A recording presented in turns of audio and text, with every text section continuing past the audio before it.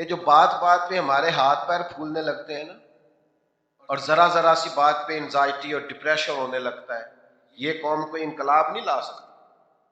یہ ذرا ذرا سی بات پہ گھبرا جانا اور 2 4 5 آدمیوں کا بھی پریشر لے جانا، اس سے کبھی انسان آگے نہیں بڑھ سکتا۔ اگر آپ مضبوط ہیں اعصابی طور پر اور آپ ذہنی طور پر طاقتور ہیں، پھر آپ آگے بڑھیں گے۔ نوجوانوں سے عرض کرتا ہوں، تھکی زندگی نہ گزارے۔ یہ کہ میں سو کے اٹھاؤں تو میرا جسم پھر بھی درد کر رہا ہے، یہ کہ میں یہاں لیٹا ہوں موبائل لیے اور میں وہاں لیٹا ہوں، تو آپ کیسے انقلاب برپا کریں گے؟ اٹھ باندھ کمر کیوں ڈرتا ہے، پھر دیکھ خدا کیا کرتا ہے۔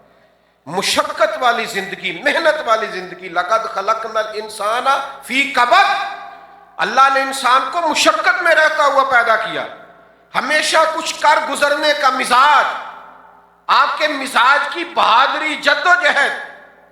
یہ بھی ضروری نہیں ہوتا کہ بندہ کوئی انقلاب برپا کر کے دنیا سے جائے، اپنے حصے کا کام کر کے جانا چاہیے۔ عزیز دوستو، نبی پاک صلی اللہ تعالی علیہ وسلم کی جتنی بھی نسبتیں ہیں وہ ساری قابل تعظیم، قابل محبت اور لائق تقلید ہے۔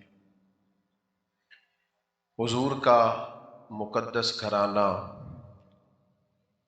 آپ کا نور بھرا خاندان، سرور کائنات علیہ الصلاۃ والسلام کے جلیل القدر صحابہ کرام اور ایک ایک صحابی کی سیرت سے پھوٹتی ہوئی خوشبودار ضیائیں، ہر ایک روشنی ہمارے دلوں کو آفتاب و ماہتاب بنانے کے لیے کافی ہے۔ ظاہر ہے کہ یہ آزمائشوں کا دور ہے، انسان مختلف قسم کے ذہنی انتشار کا شکار ہیں، ٹوٹتی بکھرتی سوچیں، وسوسوں کے غلبے اور صحیح عقیدہ رکھنے کے باوجود بعض لوگوں کی طرف سے کچھ بیکار ابحاث کے دروازے کھولنا، وہ ذہنوں کو بری طور پر متاثر کرتی ہیں۔ ہر انسان چاہتا ہے کہ مجھے فکری بالیدگی نصیب ہو، تیقن ہو، توکل ہو، صبر ہو، شکر ہو، اور ان سعادتوں کے ساتھ ساتھ پھر میرا سفر حیات کامیابی کی طرف بھی بڑھے۔ تو پھر لوگ کبھی کسی موٹیویشنل اسپیکر کے پاس جاتے ہیں، کبھی کسی جگہ کا سفر کرتے ہیں، کبھی کسی جگہ رکتے ہیں، لیکن بیچاروں کو خیر نصیب نہیں ہوتی۔ کہاں جا کے انسان اپنا وقت گزارے اور کہاں جا کے انسان اپنے دل کو لگائے کہ اس کے لیے آسانی ہو؟ تو اس کا ایک ہی حل ہے کہ ہمیں ادھر جانا چاہیے جدھر اللہ اور اس کے رسول نے ہمیں بھیجا ہے۔ کون لوگ تھے جنہیں اپنی معرفت ملی، معرفت دین ملی، معرفت الہی نصیب ہوئی؟ کون تھے؟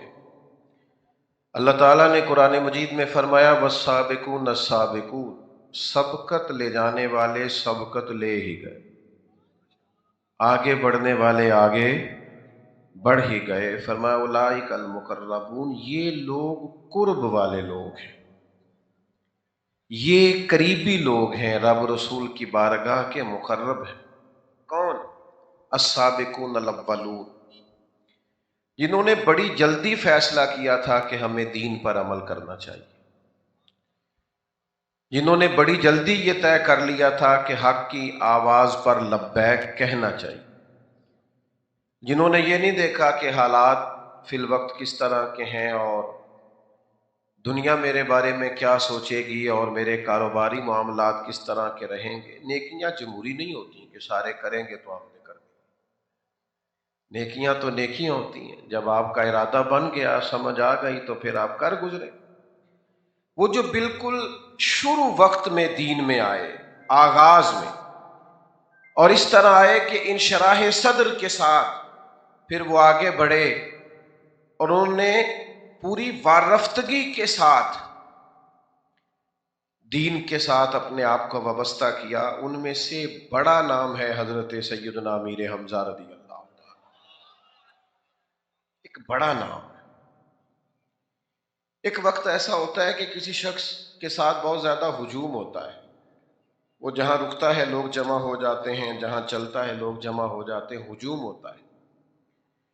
ایک وقت ایسا ہوتا ہے کسی شخص پر کہ جب اسے کسی ایک دو آدمی کی بھی ضرورت ہوتی ہے تو اتنے سہارے بھی اس کے پاس بظاہر موجود نہیں ہوتے۔ جب اللہ تعالیٰ نے اسلام کو بلندیاں عطا کر دیں تو پھر تو وَرَأَيْتَ النَّاسَ يَدْخُلُونَ فِي دِينِ اللَّهِ أَفْوَاجًا، پھر تو فوجوں کی فوجیں دین میں آنے لگیں۔ لیکن وہ آغاز کا وقت جب معاذ اللہ ہر گھر میں دین کے بارے میں پراپوگنڈا ہوتا تھا، جب کوئی دین قبول کرتا تھا تو اس کو تکلیف دی جاتی تھی، ڈھیر ساری سزاؤں، آزمائشوں، ذہنی کوفت سے گزرنا پڑتا تھا، ان مواقع پر جن لوگوں نے کھڑے ہو کر ڈٹ کر دین قبول کیا اور اس طرح قبول کیا کہ دین کے لیے سپوت ثابت ہوئے، ان میں ایک نام حضرت امیر حمزہ رضی اللہ تعالیٰ۔ میرا ویسے سارے جلسوں کے بارے میں رویہ بدل گیا ہے۔ میرا خیال ہوتا ہے کہ یہ جو تھوڑے پیچھے بیٹھے ہوتے ہیں وہ بیان سننے آئے ہوتے ہیں، اور یہ جو آگے بیٹھے ہوتے ہیں یہ مووی بنانے آئے ہوتے ہیں۔ یہ تھوڑا فرق ہوتا ہے، اور یہ دوسروں کی توجہ بھی بعض اوقات تقسیم کرتے ہیں۔ آپ کی مہربانی، اب تو ہم کیمروں سے پریشان ہی بڑے رہنے لگے ہیں۔ کسی ایک گھر میں جائیں، ویڈیو بن گئی تو بیسیوں گھر والے شکوہ کرتے ہیں اتھے گیس ہوئے اتھے کیوں نہیں آ سکتے، اے تکو نہ ویڈیو۔ تو گزارش ہی کرتے رہتے ہیں کہ سادہ ہی بلا لو یار بغیر کیمروں کے۔ مہربانی کریں، ماشاءاللہ اتنے کیمرے چل رہے ہیں، آپ کو ویڈیو مل ہی جائے گی۔ جو قریب بیٹھے ہیں یہ توجہ کریں بات پر، بنائیں ضرور، صرف یہ گزارش ہے کہ سارے ہی نہ اس کام لگ جائیں، کچھ بات بھی سنیں۔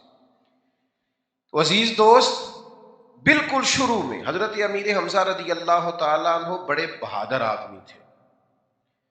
جس دور میں میں اور آپ رہ رہے ہیں نا، اس میں نوجوانوں کی بہت بڑی تعداد ایسی ہے جو قوت فیصلہ سے محروم ہے۔ یعنی سوٹ پہن لیا ہے نوجوان نے اور 100 آدمیوں سے ملاقات ہوئی ہے اور 99 لوگوں نے کہا ہے کہ ٹھیک لگ رہا ہے، صرف ایک نے کہا ہے ٹھیک نہیں لگ رہا، تو یہ بیچارہ پریشان ہو گیا ہے۔ وہ بھائی 100% نمبر تو ویسے ہی ٹھیک نہیں ہوتے، اس میں تو ویسے ہی شبہ ہوتا ہے کہ شاید چیک کرنے والے نے کوئی جانبداری کا مظاہرہ کیا۔ تو ایک آدمی کے کہنے سے آپ نے فیصلہ بدل دیا، ایک بندے نے کسی بزرگ پر تنقید کر دی تو آپ کا خیال ہے کہ بندہ ٹھیک نہیں، ایک آدمی کہہ رہا تھا فلانا بندہ غلط ہے تو آپ نے طے کر لیا غلط۔ فیصلے کی قوت پیدا کریں۔ آپ وہ قائد اعظم محمد علی جناح نے گاندھی سے کہا تھا کہ تیری میری سیاست میں فرق ہے، تو دیکھتا ہے کہ قوم کیا سوچتی ہے اس طرح کی بات کرتا ہے، میں دیکھتا ہوں قوم کا فائدہ کس میں ہے۔ اگرچہ اس وقت قوم اس طرف آنے کو تیار نہ ہو، میں اللہ کی رضا کے لیے وہ فیصلہ کر دیتا ہوں، اللہ لوگوں کے دل ادھر پھیر دیتا ہے۔ سمجھ لیں، بات پر غور کر لیں کہ قوت فیصلہ پیدا کریں۔ آپ جس کو حق سمجھ رہے ہیں، جو درست ہے، اس کے لیے 100% نمبر لینے کی اور ہر طرف سے حمایت لینے کی کوشش نہ کریں۔ ضروری نہیں ہے فوراً سارے لوگ آپ کی بات مانیں۔ اقبال نے کہا تھا میں اس دور کا شاعر نہیں، میں آنے والے دور کا شاعر ہوں۔ آنے والے لوگ مجھے سمجھیں گے کہ میں کیا ہوں، مجھ پہ تحقیق میرے بعد کرے گی دنیا۔ یہ بھی ایک شاعر نے کہا، مجھ پہ تحقیق میرے بعد کرے گی دنیا۔ تو بعد میں کئی لوگ جانتے پہچانتے، فیصلہ کریں، ارادہ بنائیں، طے کریں، پھر اس پر ڈٹ جائیں۔ ہو سکتا ہے وقتی طور پر حالات آپ کے مطابق نہ ہو، لیکن وقت آئے گا اللہ تعالیٰ حالات بھی بہتر فرما دے۔ حضرت امیر حمزہ رضی اللہ تعالیٰ عنہ، معروف روایت ہے، آپ سب جانتے ہوں گے، کسی نے آ کے کہا ان سے کہ نبی کریم صلی اللہ تعالیٰ علیہ وسلم کو بڑی تکلیف دی ہے ابو جہل نے۔ تو ان کو پتا تھا کہ اس وقت ماحول کیا ہے، سارا مکہ کس طرف ہے، سیاسی، وقتی، مقامی حالات کیا ہیں وہ اچھی طرح جانتے، لیکن اسی وقت انہوں نے فیصلہ کیا ابو جہل سے بدلہ لینے کا، اسے سزا دی۔ ابو جہل کہنے لگا کیا آپ بھی ان کا دین قبول کر گئے؟ ایک جملے کے جواب میں انہوں نے فیصلہ کرنا تھا، ایک جملے کے جواب میں فوراً فرمانے لگے ہاں میں بھی محمد عربی کے دین میں آ گیا ہوں۔ آپ کو فیصلہ کرنا ہے، آپ کو طے کرنا ہے، آپ کو اعلان کرنا ہے۔ ناراض مت ہونا، ساری زندگی ہماری آدھے تیتر اور آدھے بٹیر بنے گزر جاتی، دو کشتیوں کے مسافر۔ میں دیندار بھی بڑا پکا ہوں اور دنیا داری سے بھی میری جان چھوٹتی نہیں ہے۔ میں آستانے پہ بھی جاتا ہوں اور برادری جو مجھے کہے وہ بھی مجھے مجبوراً، تو بھئی ایسا تو نہیں نہ ہوتا دو رنگی چھوڑ کے یک رنگ ہو جا، سراسر موم ہو جا یا سنگ ہو جا، گھر تو ایک ہی آباد ہوگا۔ حضرت امیر حمزہ رضی اللہ تعالیٰ عنہ نے وہاں اعلان کیا، فرماتے ہیں میں سوچتا رہا کہ میں اعلان تو کر آیا ہوں، لیکن یہ میں نے کوئی جذباتی فیصلہ تو نہیں کیا۔ صبح آیا، حضور کی بارگاہ میں پہنچا، چند باتیں ہوئیں، اللہ نے میرا سینہ اسلام کے لیے کھول دیا۔ حضرت امیر حمزہ رضی اللہ تعالیٰ عنہ مسلمان ہوئے۔ میں آپ کی خدمت میں عرض کروں، جب وہ حضور سید عالم علیہ السلام کے لیے نکلے تھے نا ابو جہل سے بدلہ لینے کے لیے، اس لیے نکلے تھے کہ انہیں اپنے بھتیجے سے بڑی محبت تھی۔ یہ جو ہمارا خاندان ہوتا ہے نا، یہ ہماری اصل ہوتا ہے۔ ہمیں باہر کے لوگ زیادہ پیارے لگتے ہیں، اپنے خاندان والے کم پیارے لگتے ہیں۔ آپ جس سے بھی پوچھ لیں وہ یہی کہے گا کہ نہیں رشتہ دار نہیں ٹھیک، باہر والے سارے ٹھیک ہیں۔ اچھا جس سے آپ نے دوستی کیا اس سے بھی پوچھ کے دیکھیں، وہ بھی خلاف ہی ہے رشتہ داروں۔ حالانکہ نبی پاک علیہ السلام نے فرمایا اگر تم چاہتے ہو رزق میں بھی برکت ہو جائے، عمر میں بھی برکت ہو جائے، رزق میں بھی برکت ہو جائے اور ادھر دیکھو میری طرف، یعنی عمر بھی لمبی ہو، برکت والی ہو، رزق میں بھی برکت ہو، یا رسول اللہ کیا کریں؟ فرمایا اپنے رشتہ داروں سے اچھا سلوک کرو۔ یہ وظیفہ ہے رزق اور عمر بڑھانے کا، رشتہ داروں کے ساتھ صلہ رحمی کرو۔ یہ بھتیجے بڑے پیارے ہوتے ہیں، بھائی بڑے پیارے ہوتے ہیں۔ وہ بندہ اب وہ خاندانی معاملات میں بات تو کر بیٹھتا ہے، کسی ایک بات پر انسان کا اختلاف تو ہو جاتا ہے، اور وہ کسی کو دکھ بھی سنا بیٹھتا ہے، بعض اوقات اپنے بچوں کے سامنے بھی بات بھی کر بیٹھتا ہے کہ مجھے بڑا تنگ کیا ہوا ہے بھائی نے، بھتیجوں نے، فلاں معاملے میں بڑا پریشان کرتے ہیں، بات تو کر لیتا ہے پر ہوتے پیارے ہی نہیں۔ اور زیادہ شکوے بھی بندہ اسی کے کرتا ہے جس سے پیار زیادہ ہوتا ہے۔ یہ بار بار اسی کی باتیں کرنا، اسی کا تذکرہ کرنا، اس سے بھی اس کو بھی نچوڑیں تو اس سے محبت ٹپکتی ہے۔ نبی کریم علیہ السلام کے چچا ہیں حضرت امیر حمزہ، لیکن کبھی آپ نے سنا ہے، اتنے سارے لوگ آپ بیٹھے ہیں ماشاءاللہ، اتنا بڑا مجمع ہے، کبھی آپ نے سنا ہے کہ کوئی شخص کسی کے پاس آیا ہو، اس نے آ کے کہا ہو کہ میں نے بچے کا نام رکھنا ہے، تو ایک شخص کہے میرے چچا کے نام پہ نام رکھ لو؟ کبھی سنا ہے آپ نے؟ چچا بیچارہ چاند بھی نہیں ہوتا ہے، چاہے جتنا مرضی پیارا ہو، چندہ بھی ماموں نہیں ہونا ہے، جو مرضی بھی ہو جائے چندہ چاچو ہوتا ہے؟ کیوں؟ چندہ ماموں نہیں ہونا ہے، جیسا مرضی ہو بیچارہ میری طرح کا چندہ بن جاتا ہے، ماموں جو ہوا، لیکن چاچو جتنا مرضی خوبصورت ہو چندہ ہو سکتا، وہ ہمارا مزاج ہے۔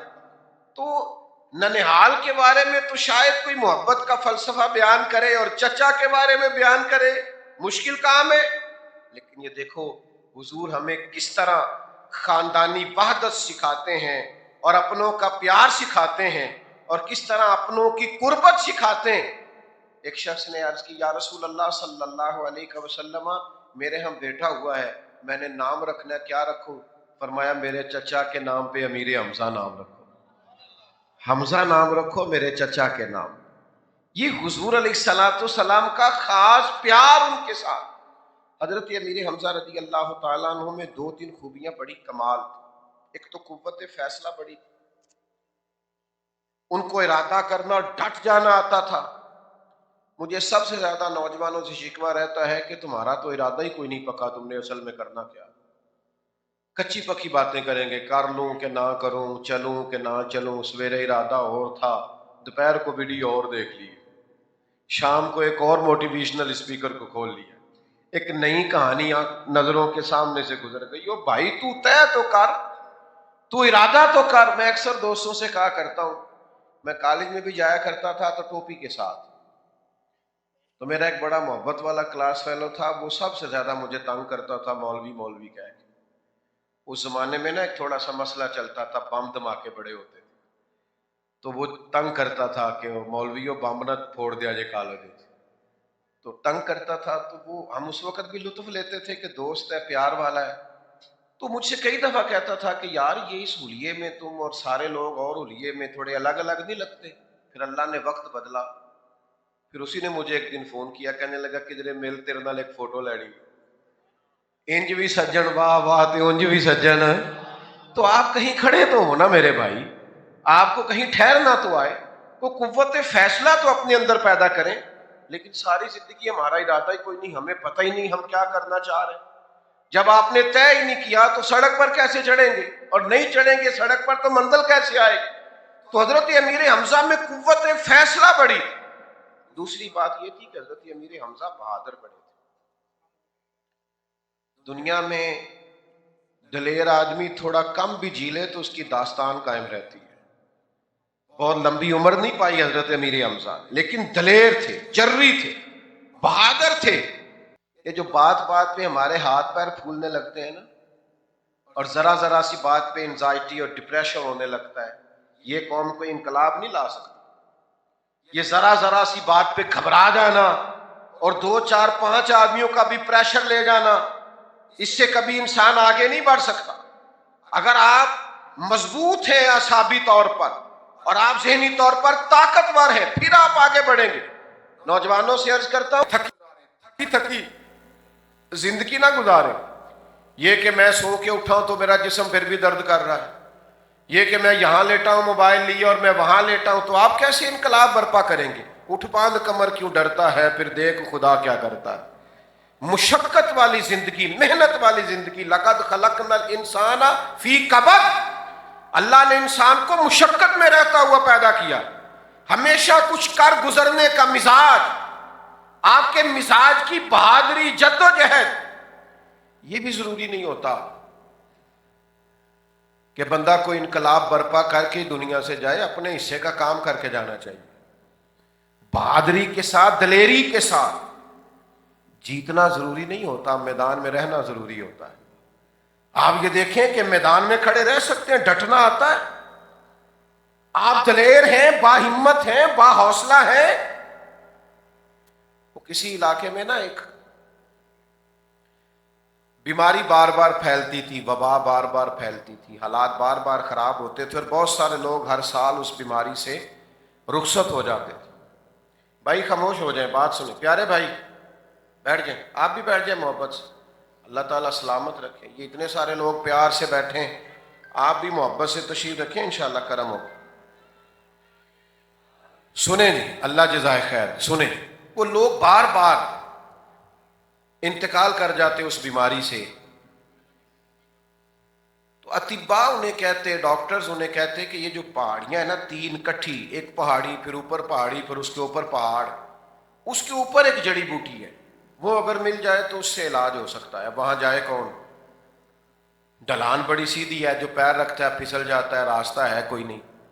لیکن لوگ ہر سال کئی دائی اجل کو لبیک کہہ جاتے، اس لیے کہ وہ بیماری بڑی سخت حملہ کرتی۔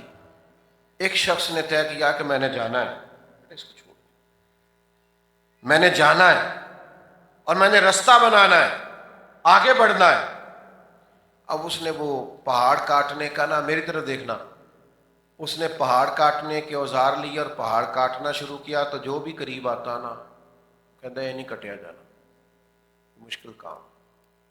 بہت سارے لوگ حوصلہ توڑنے آتے ہیں، یہ نہیں ہو سکتا، یہ اس دور میں ممکن ہی نہیں۔ اس نے کہا تو اکیلا اتنے لمبے لمبے بڑے بڑے 3 پہاڑ کیسے کاٹے گا؟ اس نے کہا یار مجھے کرنے تو دو۔ بڑے لوگوں نے حوصلہ توڑا، سالوں لگ گئے، زندگی کا ایک حصہ گزر گیا، 2 1.5 پہاڑی میں سے رستہ بن سکا اور بندے کے انتقال کا وقت آ گیا۔ لوگوں نے اس سے کہا کہ ہم تمہیں کہتے نہیں تھے کہ یہاں کچھ بھی نہیں ہو سکتا؟ کیا تمہیں رستہ تو بن نہیں سکا اور تمہارے انتقال کا وقت آ گیا، نتیجہ کیا نکلا؟ تو کہنے لگا تمہیں پتہ ہی نہیں، میں کامیاب ہو کے جا رہا ہوں۔ نہیں سمجھ آئی آپ؟ میں کامیاب ہو کے جا رہا ہوں۔ انہوں نے کہا کیسے؟ کہنے لگا میں نے آدھا راستہ آسان کر دیا ہے، اب جو میرے بعد آئے گا وہ صفر سے شروع نہیں کرے گا، وہ آدھے راستے سے شروع کرے گا، اور وہ اگر اپنی عمر کا ایک حصہ لگائے گا تو انشاءاللہ راستہ بن جائے گا۔ وہ آدھا راستہ تو آسان کرو میرے بھائی، جو بعد میں آئے انہیں صفر سے تو نہ شروع کرنا پڑے۔ امام بخاری احادیث جمع کر کے ہمیں دے گئے، اور پھر امام صاحب رحمت اللہ علیہ نے فرمایا لو میں تمہیں ذخیرہ دے رہا ہوں۔ اب فقہا آئیں گے اور اس میں سے مسائل اخذ کرتے چلے جائیں گے، اب لوگوں کو اس میں سے مسائل کا استنباط کر کے دیتے چلے جائیں، لیکن کچھ تو کیا نا، ڈیوٹی تو کی نا۔ حضرت امیر حمزہ کا کمال پتہ کیا ہے؟ وہ بدر میں، احد میں شہید ہو گئے تھے، بظاہر دو بڑی جنگوں میں وہ شریک ہوئے، کچھ اور بھی مہمات میں گئے، لیکن بدر اور احد میں شہید ہوئے۔ لیکن آپ کو پتہ ہے جو انقلاب دنیا میں اسلام کا آیا ہے، اس میں جن لوگوں کے خون نے سب سے زیادہ کردار ادا کیا ہے وہ سرکار امیر حمزہ جیسے لوگ ہیں۔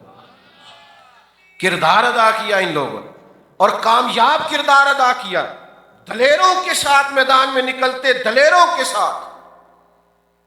شیر تھے حضرت امیر حمزہ رضی اللہ، دلیر تھے۔ میں نا یہ جو نوجوان ڈری ڈری سہمی سہمی باتیں کرتے ہیں نا، اور آ کے اپنے دکھ سناتے ہیں کہ بڑا غریب ہوں، خاندان بھی بڑا غریب ہے، حالات بھی بڑے تنگ ہیں، اور میں جناب مجھے بتائیں، تو کچھ لوگوں کو رحم آتا ہے نا، مجھے بعض اوقات ایسے جوانوں پہ غصہ آتا ہے۔ میں کہتا ہوں یار دو دو نوکریاں کرو، تین تین نوکریاں کرو، مشقت کرو، جد و جہد کرو، زمین کے اوپر کام، نیچے جا کے آرام۔ جاگنا ہے جاگ لے افلاک کے سائے تلے، پھر حشر تک سوتا رہے گا خاک کے سائے تلے۔ محنت کریں، جد و جہد کریں، کوشش کریں، اپنے خاندان کو لے کے آگے بڑھیں، ہمت کریں گے تو اللہ مدد فرمائے گا۔ حضرت امیر حمزہ رضی اللہ تعالیٰ عنہ کو جناب واشی رضی اللہ تعالیٰ عنہ نے شہید کیا، جو بعد میں مسلمان ہوئے، تو فرماتے ہیں سامنا کرنے کی تو کسی میں ہمت ہی نہیں تھی۔ آپ اللہ کرے آپ میری بات سمجھیں، سامنا کرنے کی تو ہمت ہی نہیں تھی جناب امیر حمزہ کی جنگ میں، کوئی سامنا کرے۔ آپ فرماتے ہیں میں نے شہید کیا تو میں بھی پہاڑی کے پیچھے چھپ کے بیٹھا تھا، اور وہ گزرے تو میں نے پیچھے سے ان پر وار کیا، اور ان کو زخم لگا، نیزہ لگا، گرے، لیکن اتنے با ہمت تھے، پھر اٹھ کے کھڑے ہو گئے، پھر اٹھ کے۔ لیکن ظاہر ہے خون بڑا بہہ گیا تھا، وجود نے ساتھ نہ دیا، جسم تو اگرچہ زمین پہ تشریف لے آیا لیکن ذہنی طور پر وہ طاقتور، وہ بھی کھڑے تھے۔ ہمارے ہاں کتنے مریض ہیں جو جسمانی طور پر اتنے مریض نہیں ہوتے جتنے ذہنی طور پر بیمار ہو جاتے، اتنی تکالیف نہیں ہوتی جتنا انہوں نے سر پہ سوار کیا ہوا ہوتا، اتنے مسائل نہیں ہوتے، دکھ نہیں ہوتے جتنا وہ بیچارے رو رو کے اس کا اظہار کر رہے ہوتے۔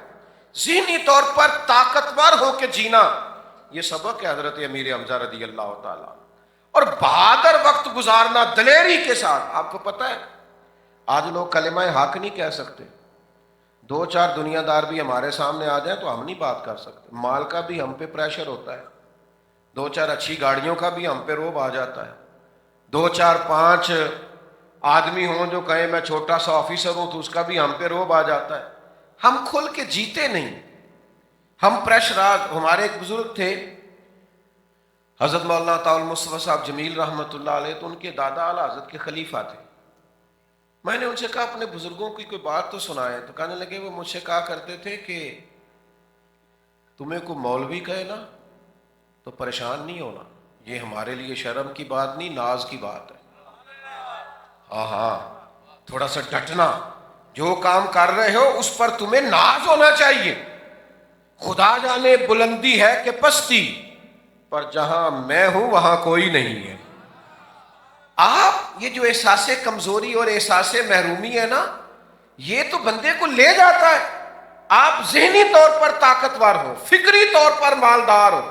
پورا باب ہے بخاری میں کہ انسان دل کا غنی ہوتا ہے، دل کا غنی ہوتا ہے بندہ، دل کا، جیبوں کا نہیں۔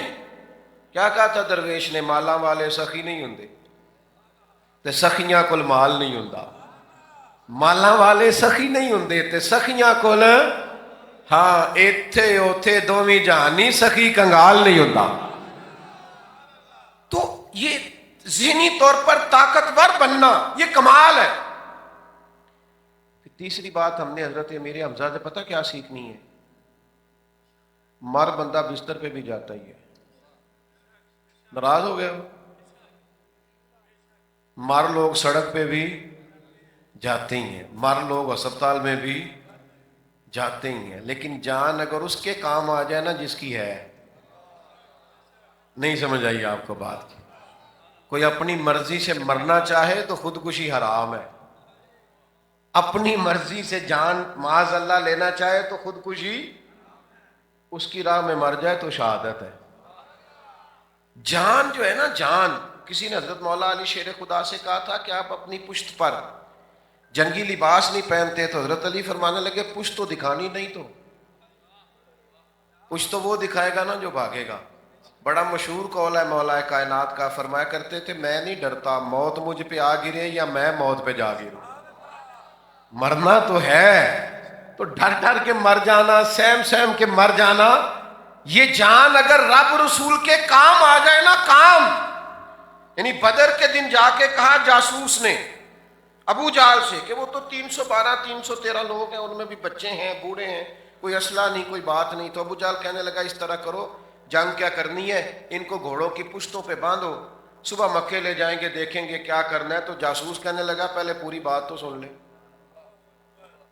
بندے 313 ہیں، اور میں رات کو گیا تھا جاسوسی کرنے، زیادہ تر مسلح پہ بیٹھے تھے اور دعا سارے شہادت کی مانگ رہے تھے. سب کہہ رہے تھے مالک ابھی یار آپ، ہمارا تعلق اس جماعت سے ہے جو باپ اور بیٹا حضرت خزامہ اور حضرت سعد قرآن دازی کرتے تھے. باپ کہتا تھا میں نے جنگ میں جانا ہے، بیٹا کہتا تھا میں نے جنگ میں جانا ہے. کہا قرآن دازی نہ کر لیں، جان پاویں نہ جان میرے محبوبہ، میں لگیاں توڑ نبھیساں، راہ تیرے وچ رول کے مرساں، تے قدم نہ پیچھا ہٹیساں، شہر تیرے دے ٹکڑے منگساں، تے تیرے کتیاں دے پیر چمیساں. سجنا جان امانت تیری، تو جدو منگ سہ میں پیش کرے ساں. جب ہے ہی تیری تو جب تو طلب کرے گا پیش کر دیں گے، ہماری ہے ہی نہیں، ہے اس کی. تو میرے بھائی آپ اس جان کو رب رسول کے حوالے کر دیں، یہ ڈیوٹی لگا دیں دین کے لیے، آپ کام لگا دیں. حضور نے فرمایا جس کے دل میں کبھی شہادت کی آرزو پیدا نہیں ہوئی وہ تو منافق کا دل ہے. یہ تو آپ کے اندر تڑپ، میرے اندر تڑپ ہونی چاہیے. تو بھائی یہ جان کی خاطر بزدلوں کی طرح کا وقت گزارنا، اس سے بندہ کمزور ہو جاتا ہے. آپ باہمت بنیں. زیادہ باتیں نہیں کرنی چونکہ مختصر بات کرنے کے قائل ہیں. ایک بات کی طرف اور بڑا ضروری ہے آپ کا اشارہ کرانا اور پھر بات کو سمیٹنا ہے. شہدائے احد جو ہے نا، ان کے مزارات پر میرے نبی کریم علیہ السلام بڑی محبت سے جایا کرتے، پھر خلفائے راشدین بھی جاتے. اور شیخ محقق رحمۃ اللہ علیہ فرماتے ہیں جو ان کو سلام کرے یہ جواب بھی عطا کرتے ہیں. باقی میں نے پچھلے دنوں ایک بات کی تھی کہ یہاں مشائخ بیٹھے ہیں، میں دیکھ رہا ہوں کہ قبلہ شاہ صاحب بھی سامنے بیٹھے ہیں اور بھی کافی حضرات، سید صاحب بھی ماشاءاللہ تشریف لے آئے. ہمارے ہاں ایک اور بھی مسئلہ بن گیا ہے. شہدائے احد کے بارے میں آیات آئی تھیں کہ ان کو مردہ گمان بھی نہ کرنا، یہ زندہ ہے. لیکن آپ بخاری شریف دیکھیے، حضور وہاں جاتے تو ان کی مغفرت کی دعا فرماتے. بات کی سمجھ آ رہی ہے؟ ان کی مغفرت کی. یہ جو بعض جگہوں پہ رواج بن گیا نا کہ پیر صاحب چلے گئے ہیں تو بخشش کی دعا نہیں ہو سکتی، بلندی درجات کہو، بلندی درجات کہو. او خدا کے بندے نہ ایسا کر، مہربانی کر. اگر شہدائے احد کے لیے بخشش کی دعا ہو سکتی ہے تو تیرے پیر کے لیے بھی بخشش کی دعا ہو سکتی ہے. اتنے دور نہ جائیں، مہربانی کریں. جہاں تک بات ہے وہاں تک. اچھا کچھ لوگ مجھے بڑے گھور گھور کے دیکھ رہے ہیں، حالانکہ میں بالکل صحیح بات کر رہا ہوں اور دلیل سے کر رہا ہوں. وہ مہربانی کریں جی، دعا کریں جی بلندی درجات کی. او میرے بھائی تو بخشش کی دعا کر، استغفار تو نیک لوگ بھی کیا کرتے. کہ آپ نے وہ روایت نہیں پڑھی کہ کریم فرماتے ہیں میں دن میں 100 بار استغفار کرتا ہوں. تو مزارات پر جانا یہ تو حضور علیہ السلام کا طریقہ ہے، سرکار جاتے تھے. بس مہربانی کریں، یہ جو غیر شرعی طریقے ہم نے شروع کر لیے ہیں نا، ملنگوں نے تلنگوں نے اور کچھ خواتین کا کچھ مزاج اللہ ماشاءاللہ درست نہیں ہے، اس سے بچیں. اعلیٰ حضرت بریلوی نے لکھا ہے مزار سے 4 ہاتھ دور کھڑے رہ کے فاتحہ پڑھیں. تو مہربانی کریں، جو طریقہ ہمارے بزرگوں نے ہمیں دیا میرا خیال ہے اس سے آگے بڑھنے کی ہمیں ضرورت نہیں ہے. کمزوری نہ دکھائیں، مزارات پر ضرور جائیں، بزرگوں کے وسیلے سے دعا ضرور کریں. لیکن کوئی یہ جو آج ہمارے رویوں کے اندر بعض چیزیں جہلاء نے شامل کی اور ہیں یہ تھوڑے سے لوگ ہیں بھی ان پڑھ جاہل، ان سے بچیں. آخری گزارش میری آپ کی خدمت میں یہ ہے سب سے کہ آپ نے دیکھا ابھی بچے نے قرآن مجید حفظ کیا ہے، اس کی تکمیل ہوئی ہے. ضروری بات کر رہا ہوں، ضروری تھوڑی توجہ کریں. میرے پاس نا الحمدللہ اللہ نے توفیق دی ہے، ہمارا بھی ایک ادارہ ہے، طلباء کی بڑی تعداد ہمارے پاس بھی قیام کرتی ہے. تو لوگ بچہ داخل کرانے آتے ہیں، پتہ کیا کہتے ہیں؟ کہتے ہیں پیر صاحب انہوں داخل کر لو، ساڑھی بخشش دا بھی ذریعہ بن جائے گا. تو میں کہتا ہوں آپ کی ابھی 38 سال عمر ہے، آپ اپنی بخشش کے لیے خود کیوں نہیں حفظ کرنا شروع کر دیتے؟ آپ اپنی بخشش کے لیے خود کیوں نہیں دین پڑھنا شروع کر دیتے؟ غلط بات تو نہیں؟ کل کمپیوٹر آیا ہے نا، ابھی دفتروں میں کل آیا ہے تو سب نے سیکھ لیا ہے نا. یہ موبائل ابھی 20-25 سال پرانی ایجاد ہے نا، تو سب کو واٹس اپ کرنے آ گئے ہیں نا، گروپ چلانے آ گئے ہیں نا. لوگوں نے 20-25 ہزار کی نوکریاں بچانے کے لیے، 40 ہزار کی نوکری بچانے کے لیے کمپیوٹر سیکھ لیا ہے، تو قبر اشر بچانے کے لیے قرآن و حدیث بھی سیکھا جا سکتا ہے. تو اس بچے کے حفظ سے اور اس کے والدین کے اسے اس طرف لگانے سے ایک تو اپنی اولادوں کو ادھر لگائیں، اور دوسرا یہ کہ آپ کوشش کریں خود بھی کتاب و سنت کے علم سے بہرہوار ہوں. پھر دعا کرتا ہوں اللہ تعالیٰ مفتی صاحب کے ادارے کو برکات عطا کرے. آخر دعوا یعنی پیر صاحب یہ ایک بغداد شریف کا تحفہ شاہ صاحب پیر صاحب کو پیش کریں، تشریف رکھیں. اور شاہ صاحب بغداد خواجہ جنید بغدادی لے رہے ہیں، اور یہ پیر صاحب کے لیے عامر شریفی شاہ صاحب کے لیے یہ آپ ایک تحفہ تشریف رکھیں. سلام ہونا ہے، دعا ہونی ہے. یہ قبلہ عامر علی شریفی شاہ صاحب کے لیے ایک کیپ ہے صابری. تشریف رکھیں. سکیورٹی والے ادھر کو رک کر لیں. اسٹیج والے اسٹیج پہ بیٹھے رہیں.